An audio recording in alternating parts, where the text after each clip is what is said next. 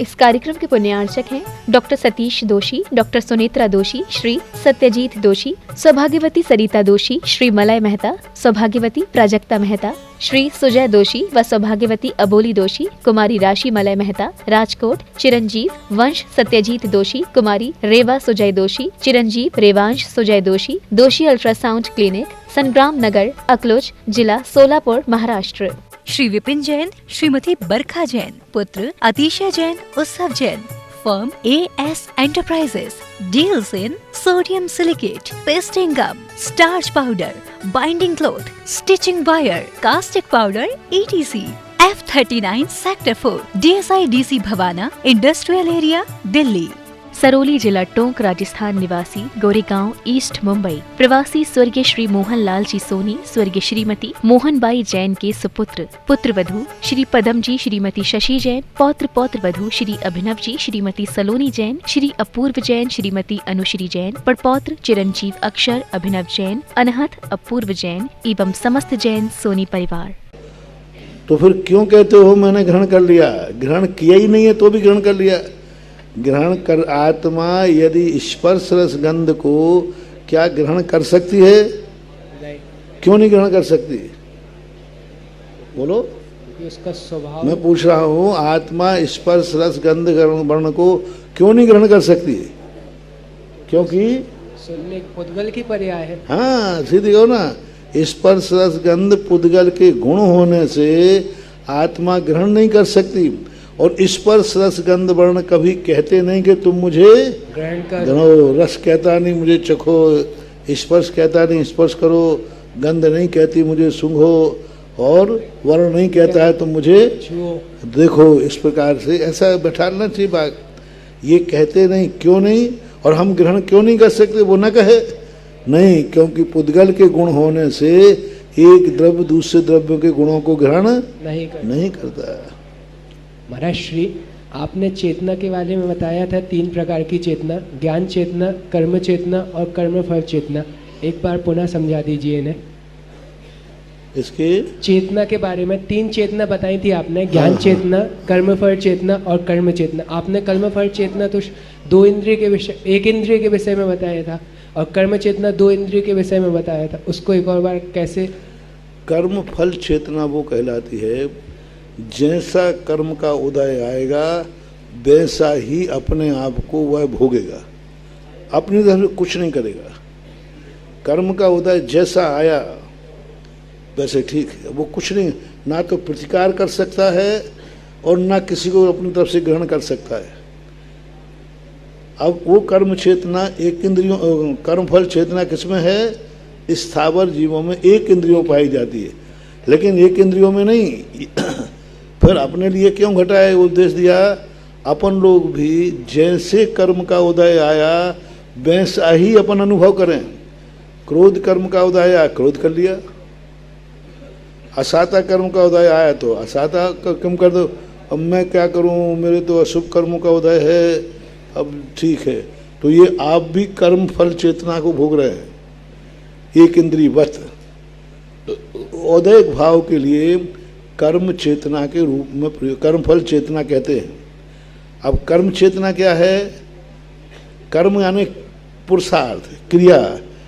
यहाँ पर हमें गड़बड़ दिखा, हम यहाँ चले गए, हमने ये ग्रहण कर लिया, बरसात आई छाता ले लिया, तो पुरुषार्थ। कर्म यानी पुरुषार्थ, अच्छे और बुरे के पाने को या दूर होने का पुरुषार्थ जो कर सकता है वो कर्म चेतना कहलाए। 2 इंद्रिय पुरुषार्थ करता है कि नहीं? एक लठ है, यदि वहाँ उसको बाधा लिखेगी तो मुड़ जाएगा, वो अपना इस रास्ता बदल देगी ना। एक कर्म चेतना है। और ज्ञान चेतना जो है, जो कर्म के अनुसार नहीं, वो जानता है कि मेरा स्वरूप क्या है। वो किसी वस्तु को देखकर भागे ऐसा कोई नियम, जहाँ उसका गुण होगा वहाँ वो ग्रहण भी कर लेगा पर को, और नहीं होगा तो छोड़ देगा। हे और उपाधे, हे को छोड़ता है, उपाधे को ग्रहण करता है, अच्छे बुरे को नहीं। कर्म चेतना वाला तो क्या कर रहा है? अच्छे को ग्रहण करता है जो उसको अच्छा लगे, बुरे को छोड़ता है। ज्ञान चेतना वाला कहता है हे उपाधे, ध्येय क्या है, उपादेय क्या है, ऐसी ज्ञान चेतना की शुरुआत श्रद्धा रूप में चौथे गुण स्थान से है, लेकिन अनुभव नहीं। अनुभव तो धीरे सप्तम गुण स्थान से ऊपर मूल अनुभव तो सिद्धों के होता है, जहाँ वह व्यक्ति ना तो शरीर का आश्रय ले रहा है ना कर्म का आश्रय ले रहा है। कर्म चेतना 14वें गुण स्थान तक है, ज्ञान चेतना 14 के ऊपर है। अब उपचार से अपन सप्तम से ज्ञान चेतना चौथे से लगा लेते हैं, तो उपचार से लगा लो, ऐसा आया समझ। जैसे स्वामी ने समय सार की टीका में भी ये तीनों चेतनाएं ली हैं। कौन सी गाथा में ली है ये मुझे पता नहीं है, पर गाथा टीका में ली है। नमोस्तु महाराज। ज्ञान चेतना तीनों ली है, और कारण कार्य समय सार भी लिया है। कारण समय सार क्या है, कार्य समय, बहुत अच्छी व्याख्या की है जयसेन स्वामी ने। कारण समय सार और कार्य समय सार की बहुत सुंदर व्याख्या की, बिल्कुल सरल। और उन्होंने ये दो भेद किए हैं, कारण समय सार के दो भेद, एक कारण समय सार, एक कारण का जो निश्चय, कार्य समय सार के दो भेद, कारण और एक निश्चय। फिर निश्चय को भी उन्होंने कारण बना दिया, अभेद रत्नत्रय को। और कार्य समाचार कौन सा है, परमात्मा के पास जो है वो कार्य, परमात्म स्वरूप परिणत कार्य समय सार, अभेद रत्नत्रय और भेद रत्नत्रय, इन दोनों को क्या लिया। अभेद रत्नत्रय भी क्या है, कारण समय सार, भेद रत्नत्रय भी क्या है, कारण समय सार। ऐसा पूज्यवर जयसेन स्वामी ने। और कर्म चेतना ज्ञान चेतना को भी उन्होंने लिया है। शुद्ध उपयोग का वर्णन भी इन्होंने लिया, कौन से गुण स्थान से कौन से गुण स्थान में शुद्ध उपयोग माना जाए, ये इन्होंने प्रारंभ के अधिकारों में लिया है। हाँ दिया है, बहुत अच्छा वर्णन होगा।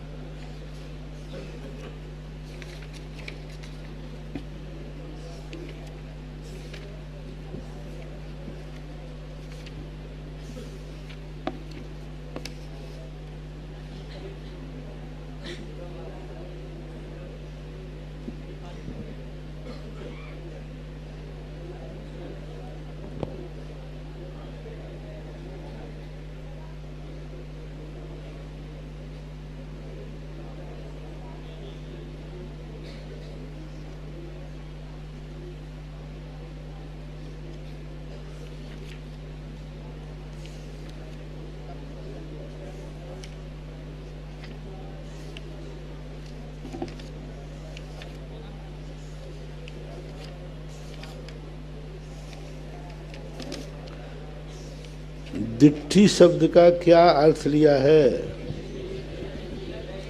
दृष्टि अर्थ लिया है। पीछे वाले लड़के बता, पीछे बच्चे बता, दृष्टि शब्द का क्या अर्थ लिया है, सबसे लास्ट।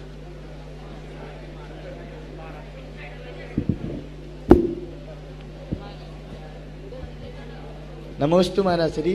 दृष्टि देखना, चक्षु। चक्षु, ठीक है।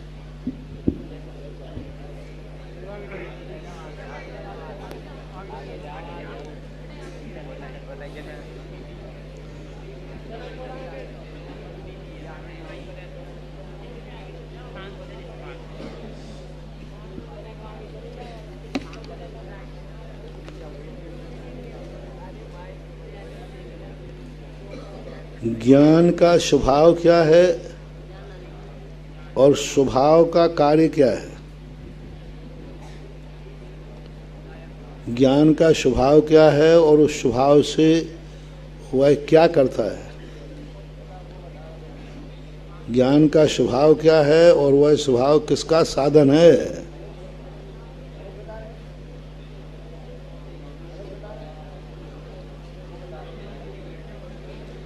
ज्ञान का स्वभाव क्या है और वह स्वभाव किसका साधन है।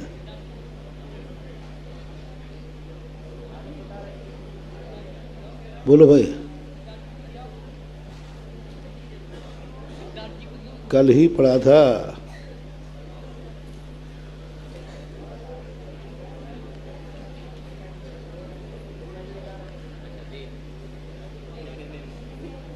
कल नहीं तो परसों पढ़ा होगा, लेकिन पढ़ा था एक ही दिन में।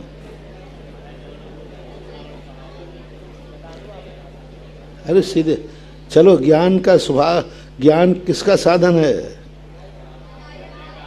और बस यही तो बोलो, ज्ञान का स्वभाव जानना है, और जानने वाले ज्ञान के स्वभाव के द्वारा क्या होता है? हैं? क्या है?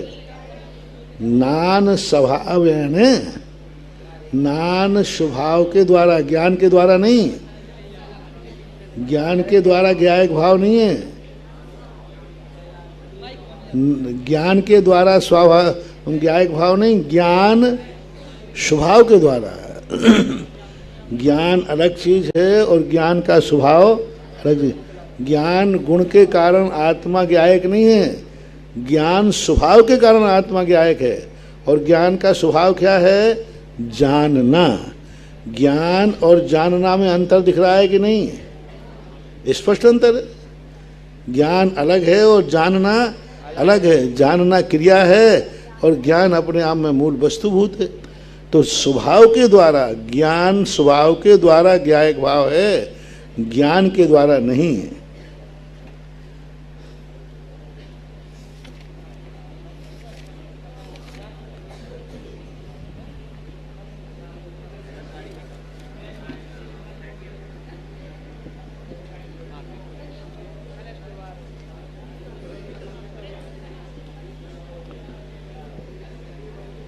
न शक्ति रूप में न व्यक्ति रूप में रत्नत्रय किसके नहीं पाया जाता? रत्नत्रय किसके नहीं पाया जाता? हाँ बोलो, पीछे इधर बोलो बच्चों। हाँ, सम्यक दर्शन ज्ञान चारित्र रूप रत्नत्रय किसके नहीं पाया जाता? हाँ, यहाँ बीच की लाइन सुनो आज। मैं सबसे इसलिए पूछता हूँ कि लोग कहें मेरे से तो कोई पूछता ही नहीं है ना।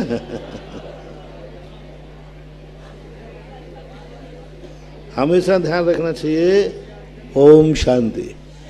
कोई पूछते समय हमेशा सबसे ज़्यादा कमजोर व्यक्ति से पूछना चाहिए। अपन लोग क्या करते हैं, जिनको हाथ, जब हम हाथ उठवाते हैं ना, तो अब इनमें से जिसको आता है उसको हाथ उठा दिया, अब बिना उसके पूछा तो देखो कितने खड़े हो गए। और हाथ उठाते, तो जो हाथ उठाते हैं उनसे मत पूछो, उनसे भी पूछो जिनको उनको लगे कि हाँ बैठ जाओ। जैसे ऐसा लगे कि नहीं मुझे भी पूछा जा रहा है। अक्सर का छोटे बच्चों के कहते हमें तो कोई पूछता ही नहीं है क्योंकि हम तो बुद्धिहीन हैं। तो बुद्धिहीन को यदि हीन भावना बैठ गई ना तो और बुद्धू होता जाएगा वो। इसलिए सबसे बुझा इस लाइन को बोलो। हाँ बोलो, चलो कोई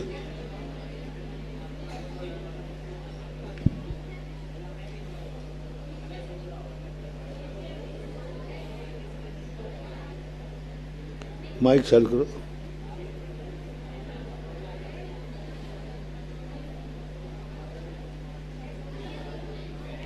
दूसरा माइक दो ना उनको।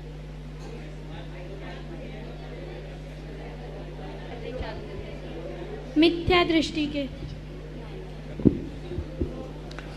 हाँ दूसरा बोलो। ये इस लाइन में तो बीच है इस लाइन।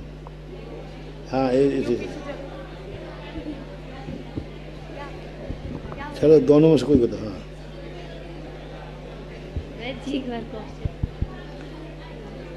शुद्ध आत्मा रत्नत्रय शक्ति और व्यक्ति रूप में किसके नहीं पाया जाता?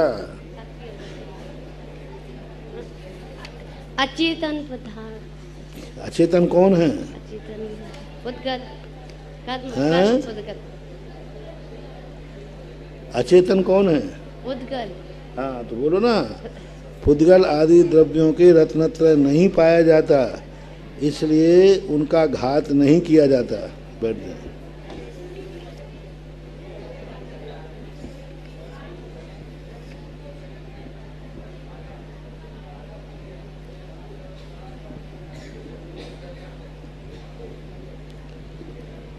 शिल्पी के अन्न भाव और अनन्य भाव क्या है? शिल्पी के अन्न भाव और अनन्य भाव क्या है?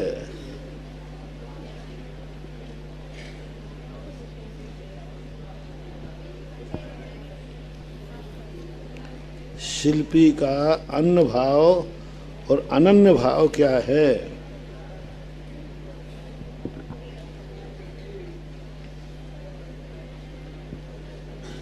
हाथ उठा के बताओगे, क्रम से बताओगे?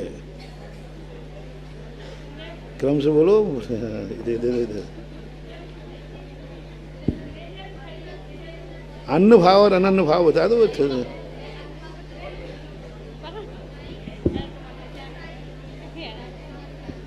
शिल्पी घड़ा आदि बनाता है तो ये तो उसके अन्य है, और वो काय की चेष्टाएं करता है, ये उसकी अनन्य भाव। पर पदार्थों का कर्ता होने से अन्न है, लेकिन पर पदार्थ करते समय जो अपनी चेष्टा कर रहा है उससे अनन्य है। खुद की चेष्टाओं से अनन्य है और पर द्रव्य की कर्ता की अपेक्षा अन्न है, ऐसा। ठीक है, बढ़ जाओ। तम्मा जीवो दुजानगो नानी नानम च जान यादो अब्बदिरिक्तम मुणे दब्बम जम्मह जानदि निश्चम। देखो, जम्मह यानी इसलिए जानता है, नित्य, कभी कभी नहीं। तम्मा इसलिए जीवो जानक भावो, यानी जीव का जो ज्ञायक भाव क्या है, क्योंकि वो नित्य जानता है। अब देखना वहाँ क्या कह के आए थे कि जीव स्वयं नहीं है, ज्ञान स्वभाव के द्वारा ज्ञायक भाव है। वहाँ क्या करना था, गुण गुणी में भेद बताना था कि जो ज्ञायक भाव है वो ज्ञायक भाव तो ज्ञान गुण के सापेक्ष है, स्वयं प्रकट नहीं हुआ है। ज्ञायक स्वभाव है वस्तु का, ना कि वस्तु है। जैसे हमने कहा था ना, खट्टा और नींबू, तो नींबू उसका स्वभाव हुआ, वो खट्टा नींबू नहीं है। ज्ञायक भाव उसका स्वभाव है क्योंकि वो पर सापेक्ष है। नींबू को खट्टा कहना, ये क्या नींबू है?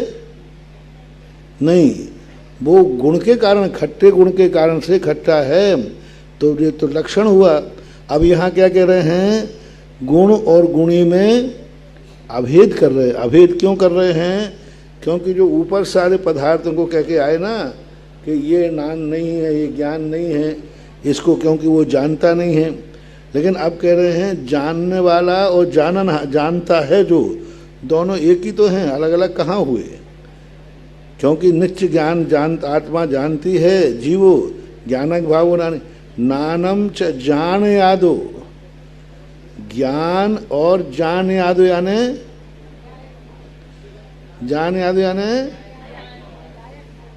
हाँ, जानने वाला जो है, इनमें क्या अंतर है? अब्बदिरिक्तम यानी व्यतिरिक्त नहीं है। देखो अब किस शब्द का किया, अब्बदिरिक्त कहा, एक नहीं कहा।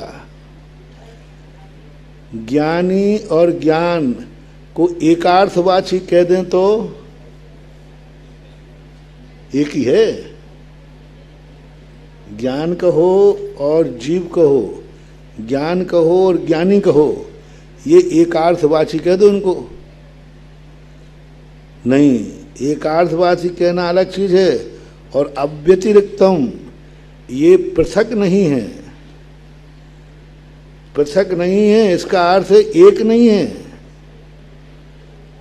पृथक नहीं होना अलग चीज है। अपृथक शब्द मैंने पहले ही कहा था शुरू में, अभेद, अपृथक, ये शब्द क्या बता रहे हैं?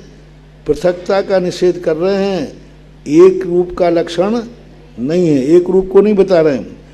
आत्मा और ज्ञान नहीं, अव्यतिरिक्तम ये अलग नहीं है, बस इतना जानना चाहिए। यानी आत्मा का जो ज्ञायक स्वभाव है, यह ज्ञायक स्वभाव आत्मा का है, लेकिन ज्ञायक स्वभाव ही जीव नहीं है। जीव का स्वभाव है लेकिन जीव नहीं है, जीव इससे भिन्न है। और उस जीव के शून्य की जो जाता है, जब जानता भी जीव नहीं है, ज्ञाता भी जीव नहीं है, ज्ञायक भी जीव नहीं है, फिर जीव क्या है? फिर जीव क्या है? ज्ञान जीव नहीं, ज्ञायक जीव नहीं, ये तो स्वभाव है। फिर जीव क्या है?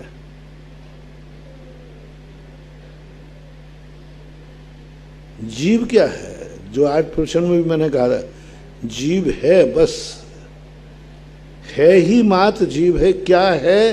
क्या शब्द मत लगाओ, क्या शब्द लगते ही शब्द गड़बड़ हो जाता है। आज सुबह का प्रश्न क्या था? किसी भी वस्तु को हम देखते हैं तुरंत क्या विकल्प आ जाता पीछे? क्या है? बस हम वस्तु स्वरूप खो देते हैं। बात आकार देखो, आकृति देखो, बस आकृति कितना बड़ा था, वही थोड़ा समय होने वाला था और घड़ी समय हो गया। आकृति देखो, हम आकृति का ध्यान नहीं कर पा रहे।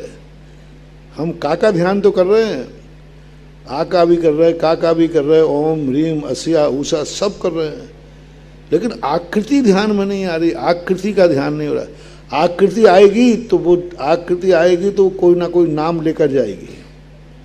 इस आकृति वाला क्या होता है? अपन पढ़ते हैं आकृति देख करके तो कहते हैं का, आकृति देखकर इस आकृति का है तो आ है, इस आकृति का है तो का है, तो पर लेकिन हम तुरंत का पे चले जाते हैं, अर्थ क्रिया पे चले जाते हैं, उसके नाम पे चले जाते हैं। हमें चाहिए आकृति पर रुकना है, बस आकृति पर रुकना है, नाम नहीं आवे हमारा। ये क्या नाम वाला है क्या नहीं है वो है। जैसे भगवान की मैंने कहा था ना, मुद्रा पर रुक जाओ, आदिनाथ पे नहीं, वीतरागता पे नहीं, जिनेंद्र पे नहीं। ये जिनेंद्र भगवान की मुद्रा, ये वीतराग की मुद्रा, कुछ नहीं, आकृति बस। और आकृति में यदि तुम्हारा मन लग जाए तो समझ लेना कि अब तुम अंतर चेतना को छू सकते हो। तुम भगवान के पास बहुत जल्दी पहुंच जाओगे, क्योंकि तुम्हें आकृति मिल गई। वीतरागता तो अलग चीज है, वो तो हमारे राग का भाव है। जिनन तो पर्याय है, वीतरागता पर्याय, ये तो सब पर्याय हैं। द्रव्य मात्र एक आकृति है, व्यंजन पर्याय है द्रव्य के आकार विशेष को।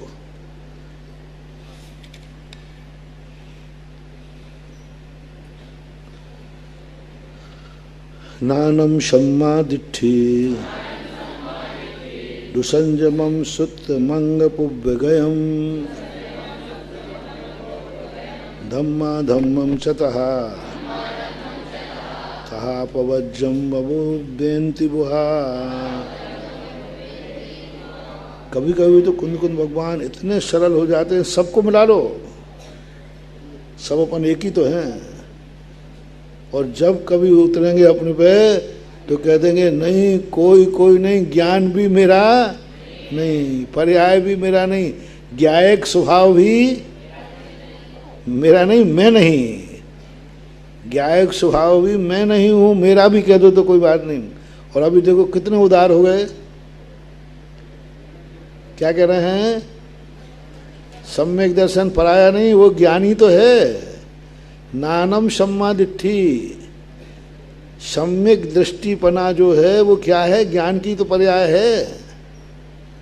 नानम ने कुंद कुंद भगवान से तो ये लगता है कि चारित्र और दर्शन सब ये ज्ञान की पर्याय हैं। इस संबंध में बहुत बार चर्चा हुई कि दर्शन और चारित्र किस गुण की पर्याय माना जाए। सुख गुण की, सुख गुण हमने कहीं पढ़ा नहीं है, सुख सुना तो है।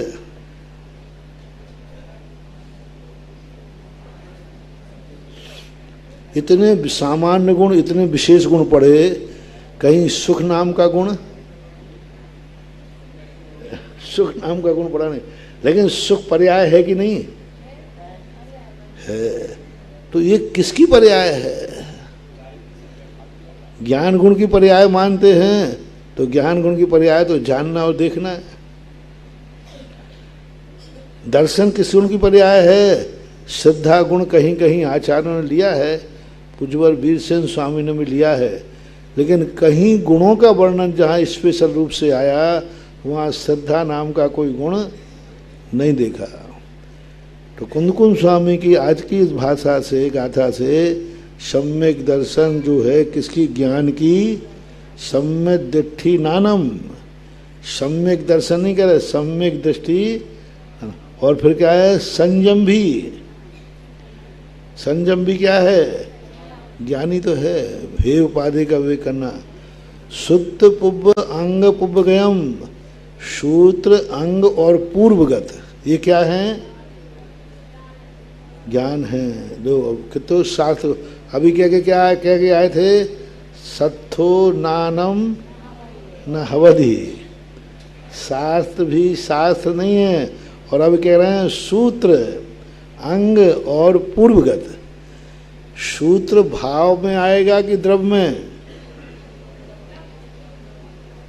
भाव ज्ञान के द्रव्य ज्ञान, सूत्र बोलो द्रव्य, और अंग और पूर्व, अंग भाव में आएंगे कि द्रव्य में, नहीं, अंग तो 11 अंग 14 पूर्व, ये तो द्रव्य शुद्ध के नाम है, भाव शुद्ध के नहीं। अब देखो द्रव्य शुद्ध को भी कह रहे हैं सूत्र अंग पूर्व, ये सब ज्ञान रूपी तो हैं।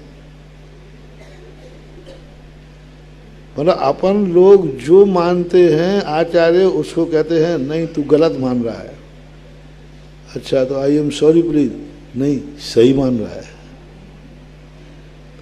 पहले एक बार तुमसे गलत कहलाएंगे, हाँ मैं जो जान रहा हूँ गलत है, फिर वो कह देंगे नहीं नहीं वो तुमने मैंने गलत कहा था ना, वो सही है। आज क्या कह रहे हैं, सब सूत्र को देखो, द्रव्य सूत्र को भी मिला लिया, और फिर अंत में क्या कर दिया, धर्म अधर्म। ये धर्म अधर्म द्रव्य नहीं मान लेना यहाँ, पुण्य और पाप। अब इसमें किसको मिला रहे हैं, धम्मम, धर्म और अधर्म भी किसमें ले लिया। अधर्म द्रव्य नहीं है, ये तो पक्का है। यहाँ अधर्म द्रव्य माने 5 पाप आदि प्रवृत्ति पर पदार्थ का, ये सब ज्ञानी तो हैं। ये अधर्म है, ये किसने बताया, ज्ञान नहीं बताया। ये धर्म है, किसने बताया, ज्ञान नहीं बताया।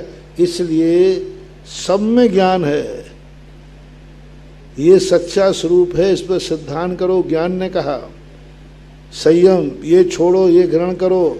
असुहादे विनिवृत्ति सुहे पवित्री जान, ये कौन करता है, ज्ञान। अब देखो सब में ज्ञान।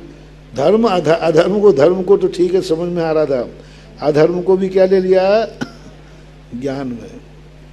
अब यहाँ कौन से ज्ञान की चर्चा है ये बताया। धर्म अधर्म सम्यक दर्शन पूर्व आदि, और आगे क्या कह रहे हैं, पवज्जम, दीक्षा भी ज्ञान है। अब यहाँ कौन सा ज्ञान है ये बताएं। सामान्य ज्ञान है कि मिथ्या ज्ञान है कि सम्यक ज्ञान है। तो अधर्म भी कह रहे हैं उसमें। अधर्म को कैसे ज्ञान करूं भाई, एक कोई बताए। हाँ बोलो इधर, हाँ और कोई बोलो, कोई बोलो और दूसरा। हाँ वो तो बोलते हैं हमेशा। हाँ बोलो आगे।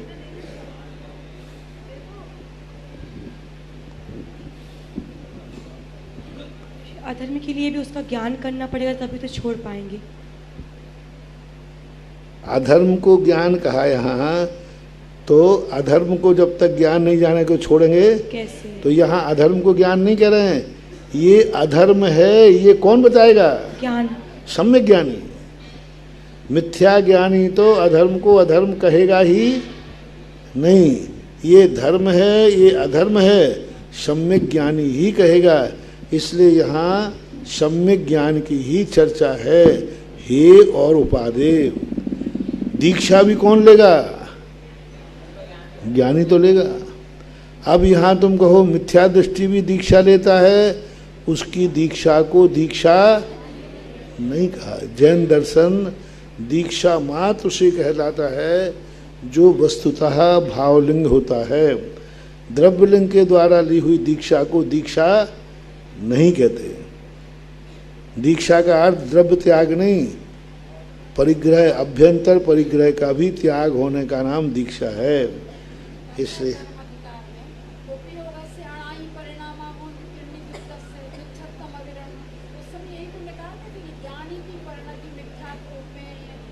नहीं, यहाँ तो सम्यक ज्ञान की बात कही जा रही, क्योंकि सम्यक दृष्टि भी ज्ञान है। उपयोग से अनाई, वो तो ज्ञान मिथ्या, तीन भेद करो ना। इसलिए मैंने कहा था सम्यक ज्ञान, सामान्य ज्ञान, मिथ्या ज्ञान। तो यहाँ सम्यक ज्ञान, क्योंकि सारी चीज़ें जितनी हैं सब सम्यक ज्ञान में लक्षण करे। हाँ, ये कह देते मिथ्यात्व भी ज्ञान है, असंयत भी ज्ञान है, ये कह देते तो फिर कह देते यहाँ सामान्य ज्ञान है। यहाँ जितने लक्षण हैं ये सब सम्यक ज्ञानी के हैं। इसलिए सम्यक ज्ञानी का जो भाव है वो बढ़ना चाहिए।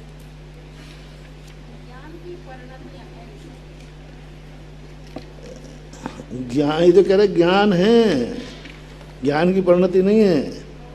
ये सब नानम सम्मादिष्टि। ज्ञान, सम्यक दृष्टि क्या है, संयम क्या है, पूर्व क्या है, ज्ञान है। सब ज्ञान है। ज्ञान यहाँ कर्म नहीं कहा। ज्ञान क्या है यहाँ, कर्ता। कर्ता के रूप में ज्ञान, सम्यक दृष्टि ज्ञान है, ऐसा।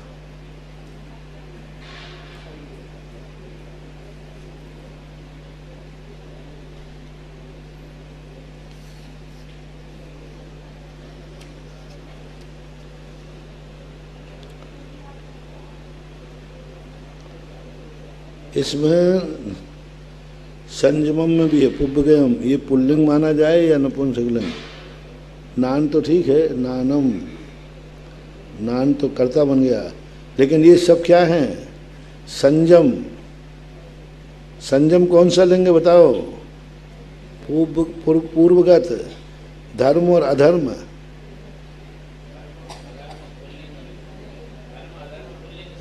पुल्लिंग है तो फिर धर्म को, संयम भी पुल्लिंग है, फिर पूर्वगत भी पुल्लिंग है। और प्रवज्या, प्रवज्या क्या है, पवज्जम, आकारांत पुल्लिंग मानो, फिर आकारांत। तो ये सब पुल्लिंग। तो ज्ञान, सम्यक दृष्टि को ज्ञान, संयम को ज्ञान, पूर्वगत को ज्ञान, धर्म अधर्म को ज्ञान, वैसे ही प्रवज्या को ज्ञान। अभ्युपगंती यानी क्या कहते हैं, अभ्युपगच्छन्ति यानी जानते हैं कौन, वह बुद्ध लोग, विद्वान लोग। कर्म बनाया है सबको उन्होंने। अत्ता जस्य अमुत्तो नहुसो आहार गो हवदि एवं आहारो खलु मुत्तो जम्मासो पुग्गलमयोदु। अत जस्य अमुत्तो, जिसकी आत्मा अमूर्त है। बोलो क्या शब्द में आश्चर्य हो रहा है, जिसकी आत्मा अमूर्त है। क्या प्रश्न उठ रहा है,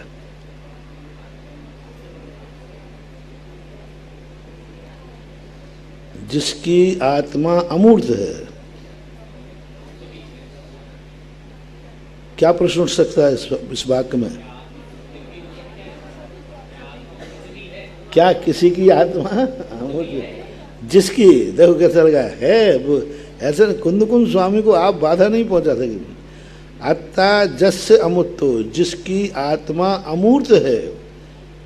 और जो आत्मा को मूर्त मानता है तो वो हार करेगा। अमूर्त आत्मा हार नहीं करती, और मूर्त आत्मा तो हार करती है, कर्ता मानना पड़ेगा। तो जस्य, जिसकी आत्मा, अब जिसकी शब्द से दो, एक तो जिसकी दृष्टि में आत्मा अमूर्त है, निश्चय नय से। तो वो निश्चय नय से जिसकी अर्थात निश्चय नय की आत्मा कैसी है? अमूर्त है। और व्यवहार नय की आत्मा मूर्त है। अब व्यवहार नय की भी आत्मा में दो भेद करो। व्यवहार नय की तो संसार आत्मा और मुक्त आत्मा। संसार आत्मा कैसी है? मूर्त है, कथनचित। और मुक्त आत्मा अमूर्त है। तो जहाँ जिस नय से, जिस नय की, ये जस शब्द बहुत बड़ा महत्वपूर्ण दे दिया इन्होंने। मतलब जिसकी आत्मा कहने नहीं, सीधे कहते आत्मा अमूर्त है। नहु जो आहार ने हवद एवं, वो आहार को ग्रहण, नहु सो आहार को, यानी वह आहारक नहीं होती है क्योंकि वो अमूर्त है। लेकिन अपन तो जानते हैं कि आहारक हैं। जीव आहारक होता है, आहार करने वाला होता है। तो उन्होंने कह दिया जस। अब जस से यहाँ क्या लगाओगे? जिसकी आत्मा। तो निश्चय नय की आत्मा, व्यवहार नय की आत्मा, संसारी आत्मा, अमूर्त आत्मा, मुक्त आत्मा, ऐसा मानना चाहिए। यानी निश्चय नय की आत्मा जो है वह अमूर्त है। नवसो आहार गोहदी, इसलिए निश्चय नय से आत्मा आहारक, आहारो खलु मुत्तो। और निश्चय नय से आहार क्या है? देखो दोनों में निश्चय नय लगाना, खलु। निश्चय नय से आत्मा अमूर्त है और निश्चय नय से, व्यवहार से नहीं है। व्यवहार नय से आहार मूर्त है, निश्चय नय से आहार निश्चय नय से मूर्त ही है। और आत्मा निश्चय नय से अमूर्त ही है। निश्चय नय से अमूर्त है। बस सामान्य नय नहीं लगाओ तो भी लगाना पड़ेगा। निश्चय नय से आत्मा अमूर्त ही है और निश्चय नय से आहार मूर्त ही है। आहारो, खलु शब्द का ध्यान रहो। खलु यानी निश्चय से। आहार त्रिकाली अमूर्त है। कभी भी किसी भी अवस्था में आहार कभी अमूर्तिक नहीं होता, निश्चय नय से। जम्मा सो पुद्गलमयो। क्यों है वह? क्योंकि पुद्गल, पुद्गलमय सदा मूर्त रहता है कि कभी अमूर्त भी होता है। देखो जीव को कथनचित मूर्त और अमूर्त कहा है, लेकिन पुद्गल को अमूर्त बोलो कैसे कहोगे? अमूर्त। जीव को तो मूर्त कह सकते हो, लेकिन पुद्गल को कभी अमूर्त क्यों? क्योंकि उसमें अभी कल अपन में आया था, दो शब्द आए थे। एक आया था रूप और एक आया था मूर्त। दो शब्द आए थे ना। तो रूप का अर्थ क्या लेना? मूर्तिक। और वर्ण का अर्थ क्या लेना? वर्ण। वर्ण और मूर्तिक में अंतर है। मूर्तिमान मूर्त है, जो देखने में आता है सामान्य रूप से, वह मूर्त। आकार, मूर्त है ना, आकार विशेष को पर्याय भी कह देते। अपन ने पर्याय शब्द लिया था। मूर्त का, रूप का अर्थ है मूर्त और वर्ण का अर्थ है गुण। इससे रूप और वर्ण को इन्होंने अलग लिया था। यहाँ भी ऐसे करना कि जम्मा सो पुद्गलमो, पुद्गल सदा मूर्त ही होता है। मूर्त नाम जहाँ लिया जाए नियम से पुद्गल लेते हैं। द्रव्य संग्रहकार ने तो पुद्गल का नाम ही मूर्त ही रखा है। द्रव्य संग्रहकार ने पुद्गल का नाम मूर्त ही रखा है। बताओ कहाँ रखा? पुद्गल का नाम मूर्त ही रखा है एक गाथा में।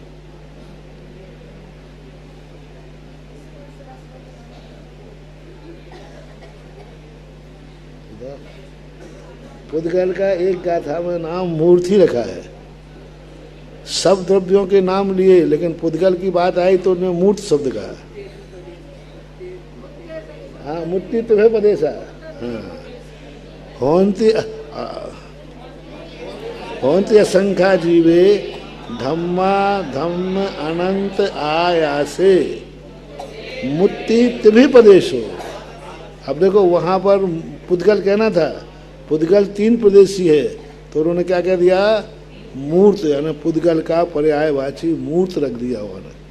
पुद्गल का नाम भी लिया है, लेकिन इस गाथा में पुद्गल को मूर्त शब्द से पुकारा गया।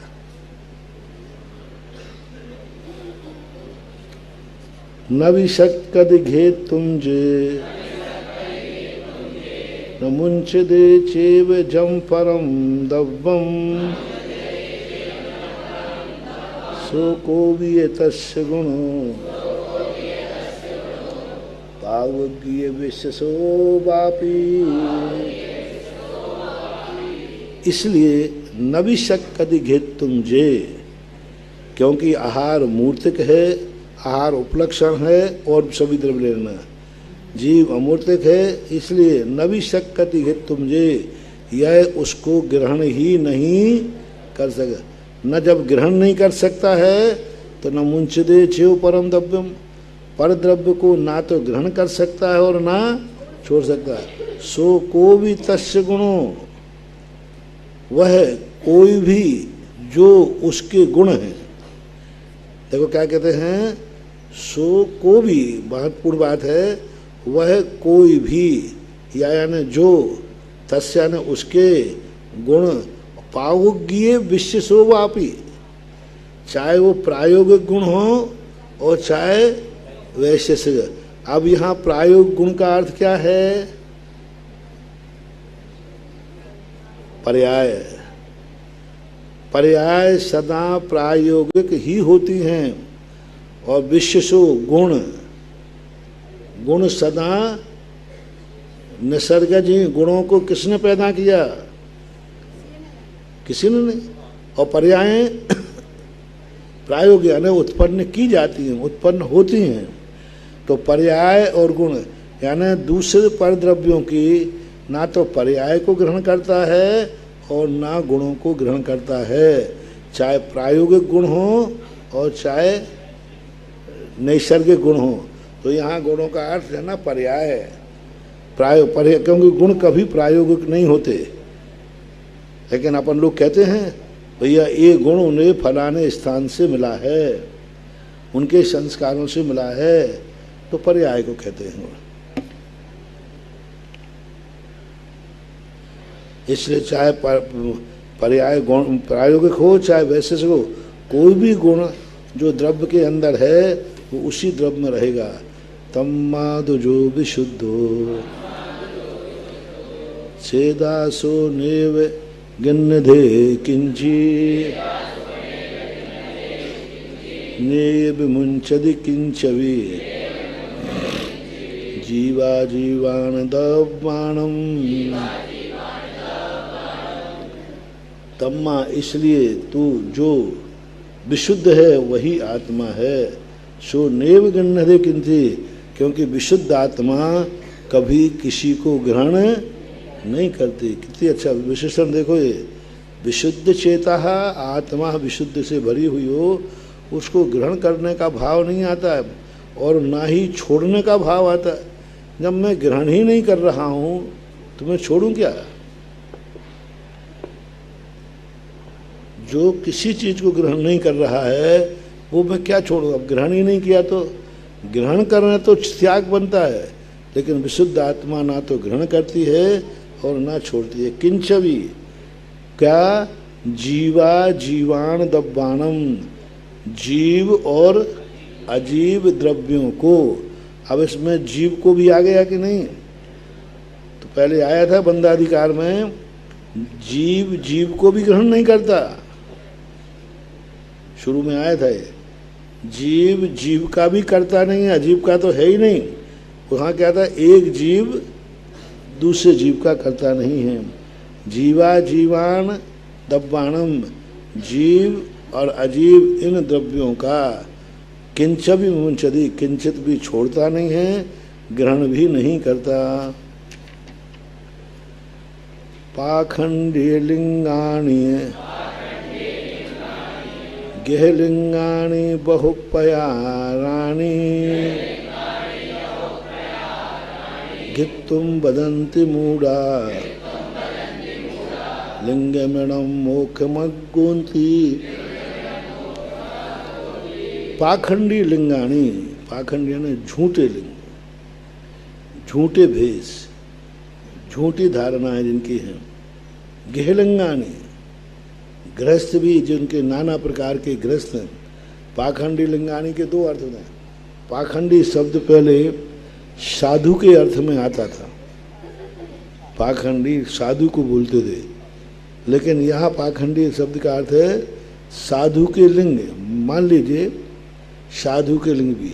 और दूसरा पाखंडी शब्द का अर्थ होता है अवास्तविक, वास्तविक नहीं, यानी द्रव्यलिंग। टीकाकार द्रव्यलिंग के नाम से इसको संबोधन करते हैं। पाखंडी शब्द का अर्थ है द्रव्यलिंग। हमारे यहाँ द्रव्य किसे कहते हैं? भाव रहित, भाव रहित को कहते हैं ये तो पूजा यूं कर रहा पाखंडी है, इसका भाव तो यहाँ है नहीं। पूजा तो कर रहा है लेकिन भाव रहित पूजा को हमारे यहाँ पाखंडी पूजा कहते हैं। इसी प्रकार वो कहते हैं भाव शून्य यदि साधु का भेष है भी पाखंडी यानी द्रव्यलिंग माने। गेहलिंगाणी, गृहस्थ भी एक लिंग है। अब यहाँ पर एक विचार कर सकते हैं कि गृहस्थ को अपने यहाँ लिंग नहीं माना, अपने यहाँ तीन ही लिंग माने गए, मुनि, आरिका और उत्कृष्ट श्रावक। कुंदकुंद भगवान तीन लिंग मानते, मुनि को एक लिंग, आरिका दूसरा और तीसरा उत्कृष्ट सावयानम, उत्कृष्ट श्रावक है, यही मानते। पर इन्होंने शब्द दिया गेहलिंगानी। तो यहाँ पर जो है गृहस्थ से मोक्ष भी मानते हैं, गृहस्थ की भी दीक्षा होती है अन्य मतों में। तो गृहस्थ का चिन्ह क्या है? यज्ञोपवीत वगैरह, जनेऊ आदि डाल देना, ये उनके दीक्षा मानी जाती है। तो इनको गेहलिंगानी, बहुपयाणानी और ऐसे और भी जो बहुत प्रकार के लिंग हैं, भेष हैं माने। गित्तुम वदन्ति, गित्तुम यानी ग्रहण करके करते हैं। वदन्ति मूढ़ा लिंगम इनम मुखमग्गोति, क्या कहते हैं? मैंने यह लिंग धारण कर लिया है। भेष, लिंग का अर्थ होता है भेष भी, लिंग का अर्थ होता है चिन्ह भी, लिंग का अर्थ होता है पहचान भी, लिंग का अर्थ होता है हेतु, लिंग का अर्थ। अग्नि का लिंग क्या है? धुआं, धुएं को लिंग कहते हैं। न्याय शास्त्रों में अग्नि का लिंग क्या है? धुआं। तो दूर से मुनि का लिंग क्या है? पिछी, पहचान। जिसके वहाँ ध्वजा को भी अपने राजा का ये लिंग है ध्वजा, जिससे पहचाना जाता है यह है, उसको बोलते लिंग यानी पहचान। लिंगम यानी मूढ़ा, ऐसे लिंगों को धारण करके क्या कहता है? मोक्षमग्गोति, मैंने मोक्ष मार्ग को प्राप्त कर लिया। जैन दर्शन ने 28 मूल गुणों को मोक्ष मार्ग नहीं कहा। मोक्ष मार्ग किसे कहा? सम्यक दर्शन ज्ञान 28 मूल गुण। 28 मूल गुण तो स्टेशन तक जाने का ऑटो रिक्शा है। शिखर जी का मार्ग तो कहाँ से शुरू होगा? स्टेशन के बाद।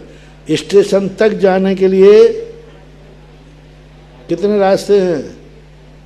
जितने रास्तों से जाओगे तब कहाँ मिलेगा? स्टेशन का रास्ता, स्टेशन का रास्ता, स्टेशन। कितने रास्ते हैं स्टेशन के? बोलो। स्टेशन में चारों दिशाओं से रास्ते आते हैं कि नहीं? सब तरफ से। हर रास्ते पे क्या लिखा है? और स्टेशन के बाद कितने रास्ते? एक ही रास्ता, बस यहाँ से जाओ सीधे सीधे। इसी प्रकार ये 28 गुण आदि जो हैं ये स्टेशन तक आने का रास्ता है।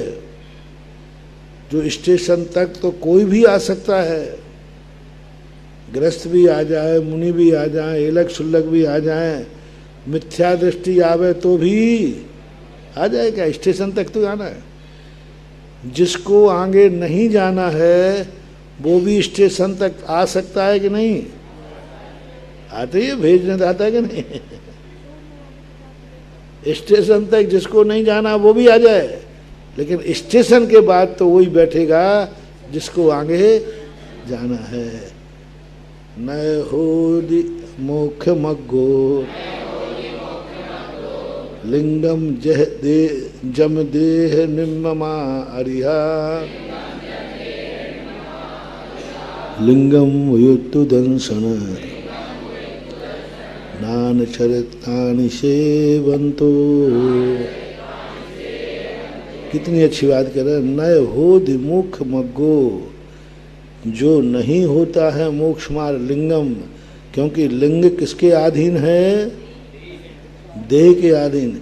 यदि देह को ही, देह के भेद ही मोक्ष मार्ग हो जाते तो क्या कहते हैं? देह निम्मा अर्हा। अरहंत भगवान इस देह से निर्ममत क्यों होते? क्योंकि ये तो मोक्ष मार्ग है।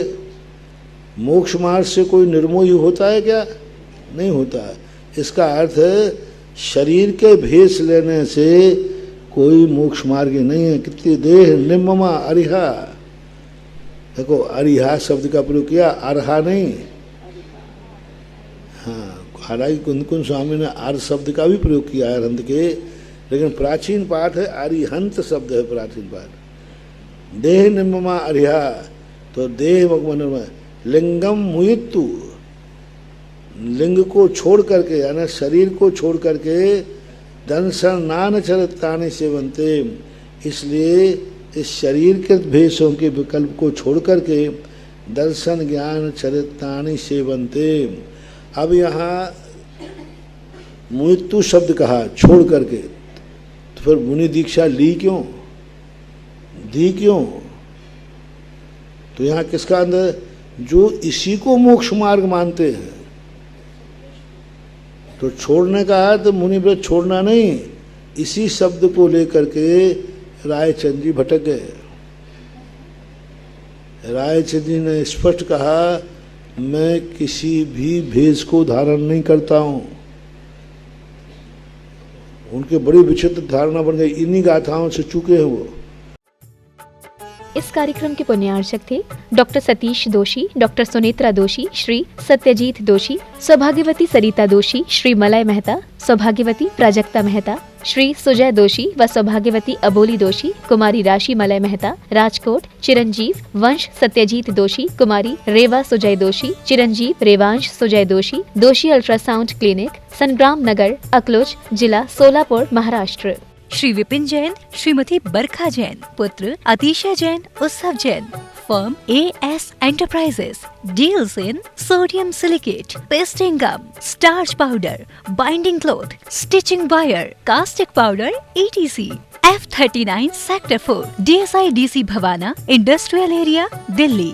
सरौली जिला टोंक, राजस्थान निवासी, गोरेगांव, ईस्ट मुंबई, प्रवासी स्वर्गीय श्री मोहन लाल जी सोनी, स्वर्गीय श्रीमती मोहनबाई जैन के सुपुत्र, पुत्र वधू श्री पदम जी, श्रीमती शशि जैन, पौत्र पौत्र वधू श्री अभिनव जी, श्रीमती सलोनी जैन, श्री अपूर्व जैन, श्रीमती अनुश्री जैन, पड़पौत्र चिरंजीव अक्षर, अभिनव जैन, अनहत अपूर्व जैन एवं समस्त जैन सोनी परिवार।